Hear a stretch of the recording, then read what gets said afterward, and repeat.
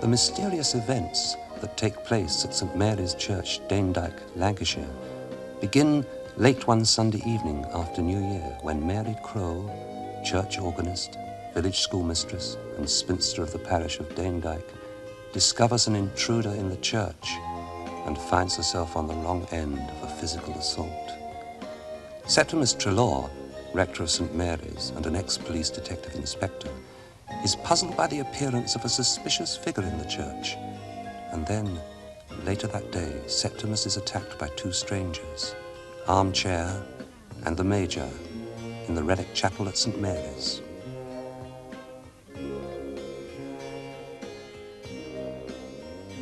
Must be slipping, Sir Roger, old son. Should have counted on there being two of them. Now they've both got away. We still don't know what it is they're after.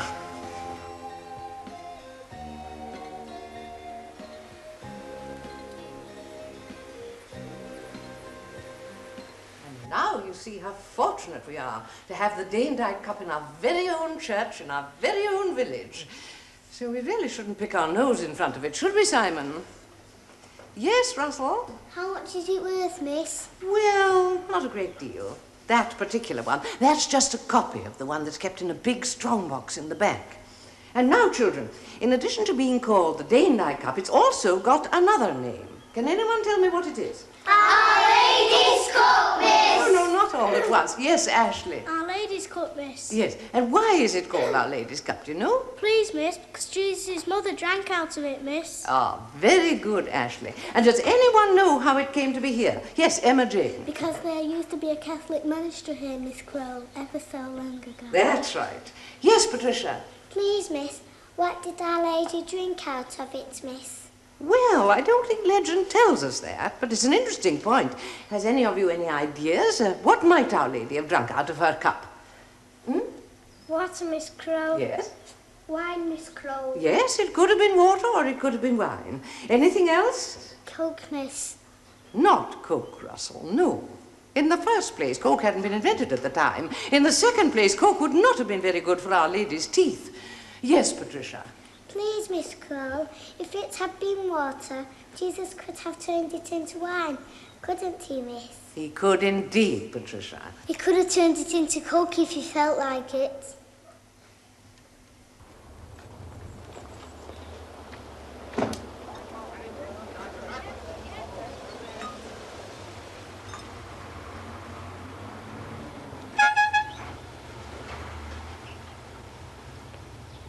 Ah, Sir James. Morning, Rector. I didn't know you were back from abroad. How did the holiday go? Well, would you believe that 3 weeks of lying on a sun-drenched beach, gazing at the Caribbean, and every second of that time I had this funny feeling at the back of my mind there was something frightfully important I was missing back here. Did it come to you what it was? Not until the very moment I set foot on solid tarmac at Heathrow. And then it hit me. The Church Parochial Council meeting, of course. I haven't missed it, have I? I mean, you can't have a meeting without the treasurer. No. Let me put your mind at ease, Sir James. First Monday of next month. You've still got a couple of weeks to go. A whole fortnight? I don't think I can wait that long. Try not to think about it. You'd be amazed at how quickly a fortnight can pass. Something else I wanted to word about, Rector. Mm-hmm. It's come to my ears that you were set upon in the relic chapel last night by rogues and thieves and vagabonds. In common parlance, Sir James, duffed up by a couple of small-time heavies. Any idea who they are or what they were after? Not at the moment, no, but I hope to soon. One of them, anyway. Oh? He was good enough to leave me a set of his fingerprints behind.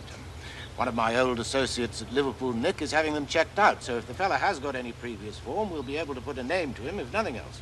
Well, I've always said that having an ex-policeman in the rectory would come in useful sooner or later. Thank you so much, Sir James. Well, if the lads at Liverpool Central do come up with anything, I'll keep you posted. Yes, I should hope you would. I take a great personal interest in the relic chapel. One of my celebrated ancestors is entombed there. Yes, I do know that, Sir James. Yes. Well, if there are to be any shenanigans around Sir Roger Carruthers' tomb, I do feel that I ought to be kept informed. See you in church, Rector.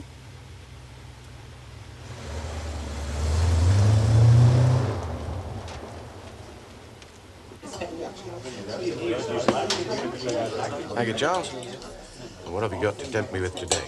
Ham salad, chicken salad, cold roast beef.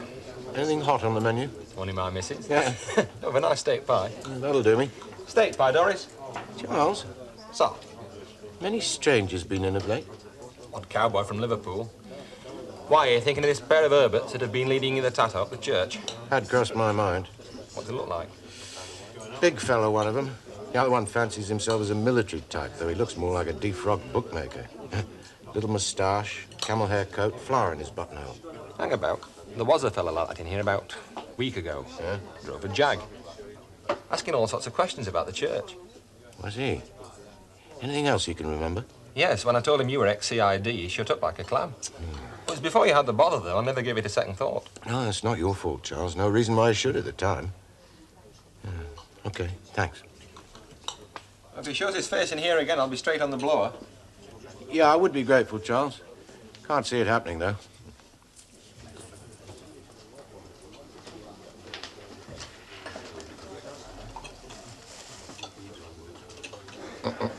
Hey, steady on. I'm 2 chops down. No helping.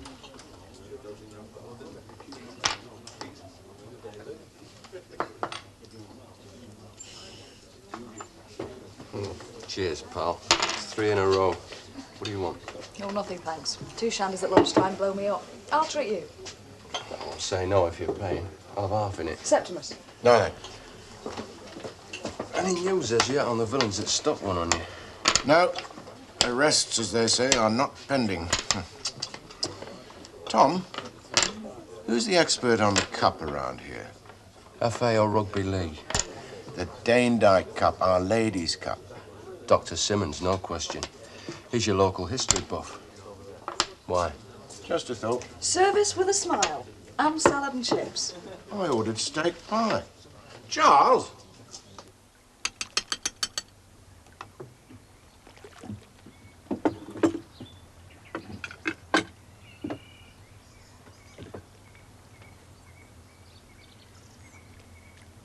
It's greenstuffs.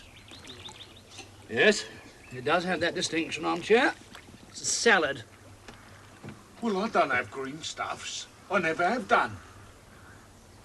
Well, if you were expecting to be provided with a pucker cordon bleu 5-star table d'hote menu aboard this minuscule cabin cruiser, armchair, you've got another thing coming.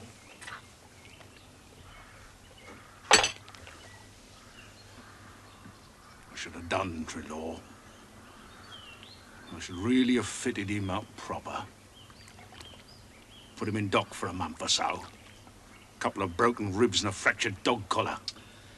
Now, what for? Because I owe him, that's why. And besides, it would have given us a chance to get on with the job. Oh, yes. And brought the CID from the entire north of England poking their long proboscises in. Why do we have to put up with all this for? It's only for a short time. And because, principally, armchair, at the end of the day, you and I are going to come out of this little operation a good deal richer than when we went in. I take it that your aversion to greenstuffs would not deter you from pocketing several thousand £1 notes. Yeah, well, I still don't see why we got to put up with this. I mean, this is worse than a nick, is this? I don't see why he couldn't have put us up in a posh hotel, his nibs. If he's as loaded as you say he is. No, he's loaded, armchair. Beyond the dreams of avarice. Yeah, well, if he's that loaded, he could have got us a suit at the Adelphi, couldn't he? Well, he could have hired the mass bands of the Welsh Guards and the Hong Kong police had he so desired, and announced our arrival in the district with a ceremonial full-dress parade around Liverpool. But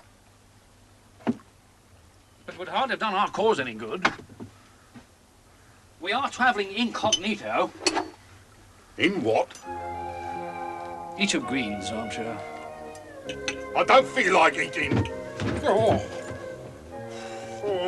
I hate boats.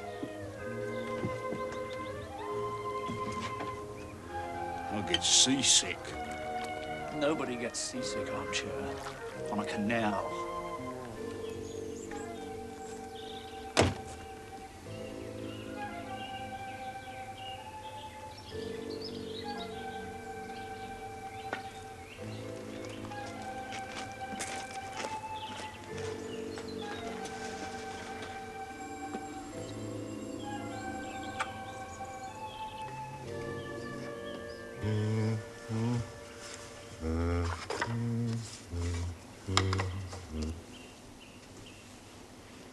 This won't do at all, you know. I expected to find you tucked up in bed. I'm terribly sorry, Henry. Didn't your missus explain? I didn't call you for a professional visit. It's a private matter. I was going to come and see you. No worry. I'm only pleased to find you on your feet. Far too many bugs about at the moment, far too many patients. I was in the area anyway. I've been giving Mary Crowell a final checkup. Is her back all right now? Oh, she's as tough as old boots. What's your problem? Well, I wanted to talk to you about the Danedyke Cup. Is it to do with this business of the attempted burglary? Possibly. Who is this thug who's been knocking Mary about, Septimus? I don't approve. She's far too valuable in this village as our Mary. And they're saying in the post office 2 heavies had a go at you. I really can't make head nor tail of it. How much time have you got? Well, I've got a clinic at Southport at 4:30, pregnant mums. I can give you a good half an hour. Oh, well, that'll do for starters. Now, I want you to tell me about the cup. Not this copy we've got in here, and not the legends, but the facts. The real, basic, hallmarked facts in simple language, understandable to a hedge priest. And you reckon they're relevant to Mary Crow? Just an ex-copper's hunch, but I think they could be.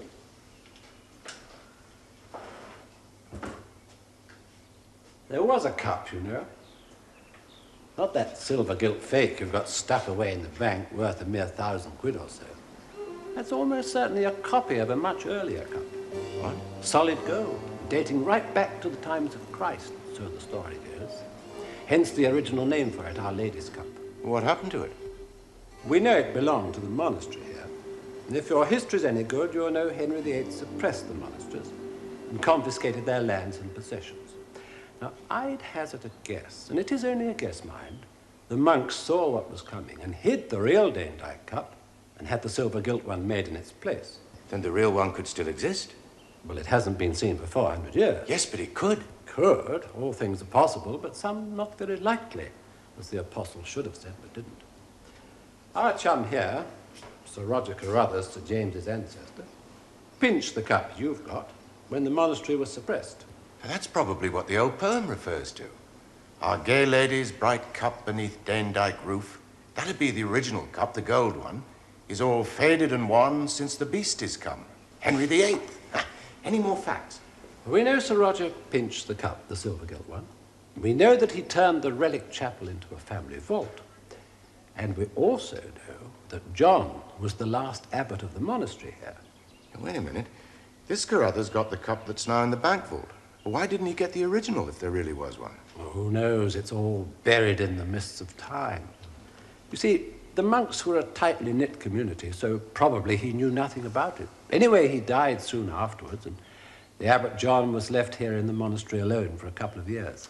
Sad sort of life, living alone in a ruined monastery. Oh, tragic, really. There'd been a community here for over 500 years. All those abbots, imagine it. You're the last of the breed. Wandering about in the empty cloisters, watching the birds nesting in the shell of the windows, listening to the rain dripping through the roof. Of course, they slung him out too in the end. Poor old Abbott John. Here, I'm a poor sort of host, Henry. Come on over to the rectory and let me give you a cup of coffee at least before you go. Thank you.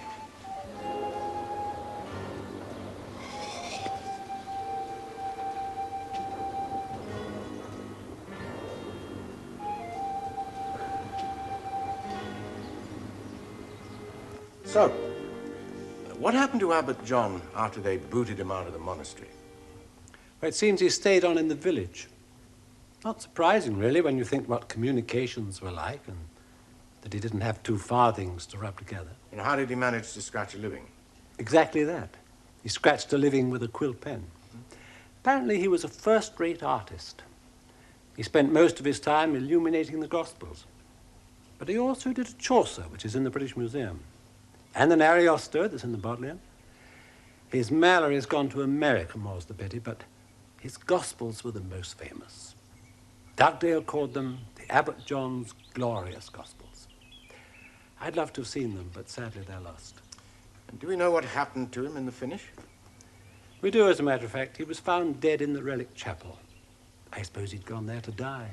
After all, the Danedyke Cup had been his whole life. Didn't I read something somewhere about a will that he left? There was a will, yes. He left what little he had to the poor of Danedyke. With one exception. What was that? His Gospels. He left those to Abbey Hall, St. Silas's College, as now is. But I thought you said they were lost. What happened to them? Well, Dugdale said he saw them in the Bodleian. When was that? 17th century. But no one set eyes on them since. Yeah, and that's where the hard facts finish, is it? And all the rest's just headless horsemen and hearses in the night. Very nearly. Apart from the Abbott John's tombstone. Ah, yes, I know about that. In the church on the north wall by the door. Yes, but have you studied it? Not closely, I must admit. No, you should. It's well worth the trouble. It's neatly carved and it's literate, which is more than you can say for the usual 16th century village effort. Take a close look at it, Septimus. You'll find some inscriptions on that stone that don't altogether add up. My God. What's the matter? Well, look at the time. All those pregnant mums.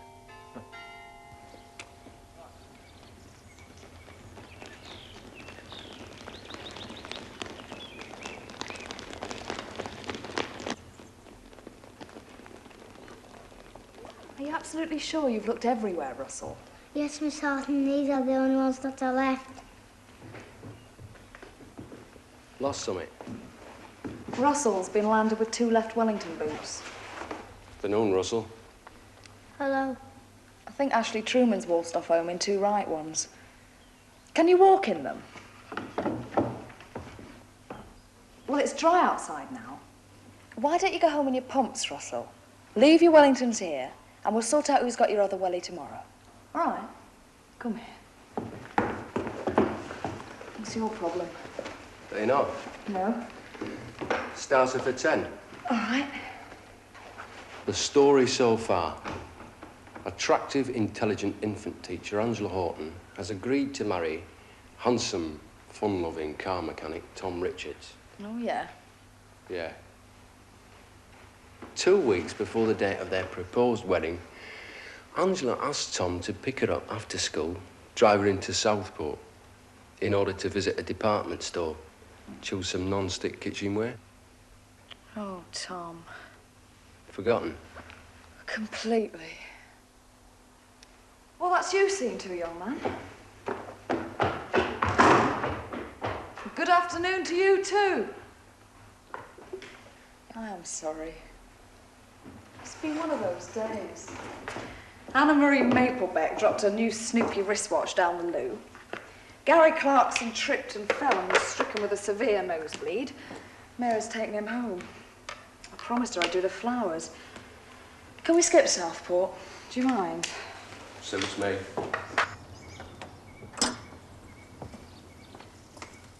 What are you doing? Spring cleaning or looking for woodworm? Oh, I was praying for someone to come through that door, actually. There's a notepad and a ball pen over there. Do me a favour and be my temporary secretary, would you? Put me out of my misery. Tell me what it's all in aid of. Oh, I'm not sure I know myself, actually. Something Henry Simmonds put me onto. Said that Abbott John's tombstone would be worth a close inspection, eh? Wasn't far out in his diagnosis. It's Latin, isn't it? Yeah, that's what's so odd. The main text's in Latin, all this guff in the middle about being a pious and worthy man, ever a friend to the poor, and the dates of his birth and his death, etc. But these 4 scrolls in the corners, they're in Greek. Is that significant? Well, it's unusual, odd. Almost as if the fellow who carved this blessed thing didn't want anybody to read them. It's not a secret message, is it? Eh? You know, 20 paces to the north, 19 paces to the west, X marks the buried treasure type of thing. That could be. Oh, we're not going to have to dig up the organ loft, are we? Mary Kroll would do her nut. No, nothing so exciting, I'm afraid.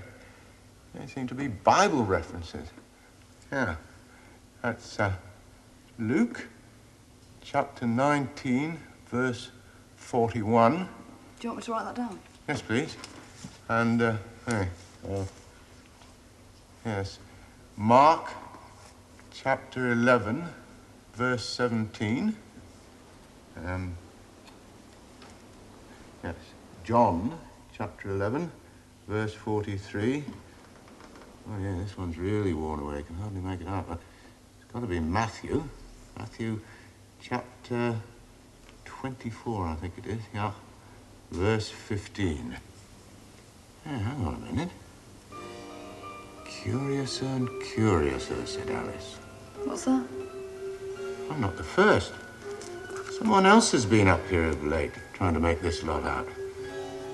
Yeah, been scratching away at the lettering with a penknife or something. Something to do with the men who broke in here, do you think? Yeah, probably. Well, let's get these references sorted out, shall we? And when he had thus spoken, he cried with a loud voice, "Lazarus, come forth." And that's the lot. They don't make any sense. Read them all out. And when he was come near, he beheld the city and wept over it. Luke's account of Jesus weeping over Jerusalem. And he taught, saying unto them, Is it not written, My house shall be called of all nations the house of prayer, but ye have made it a den of thieves? Mark's version of Jesus throwing the money changers out of the temple. When ye therefore shall see the abomination of desolation, spoken by Daniel the prophet, stand in the holy place, whoso readeth, let him understand. Matthew on the destruction of Jerusalem. And when he had thus spoken, he cried with a loud voice, Lazarus, come forth. And that's the odd one out. 3 texts about destruction and 1 about the raising of the dead. But why would he want all that put on his tombstone? There's only one person who could answer that question, Angie, love. The Abbott John. Unfortunately, he's no longer with us. But consider this for starters. Now, he was thrown out of the monastery during the Reformation, and he probably stood out there somewhere, looking across at Danedyke, watching them rip off, brick by brick, his home and his church. Now, I reckon that's what the texts about destruction are doing up there. And the bit about Lazarus? I don't know. I wonder if he cracked it. Who? The Abbott John? No. The fellow who got up there before we did.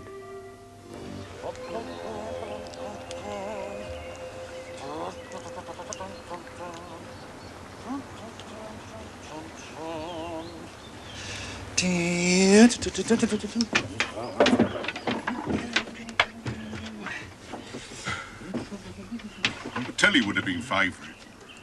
We could have had a racing in the afternoons. Radio's not bad, though. When I was in the Nick, we used to listen to recipes by Jimmy Young. He don't go strong on green stuffs neither. I'm not installing this instrument for your personal delectation, Armchair. This is a high-powered transmitter receiver. Handsome. I'll be able to radio my bets to the betting shop. I'll thank you to keep your grubby paws well clear of this machine. It's to be used strictly for communication between the CO and myself.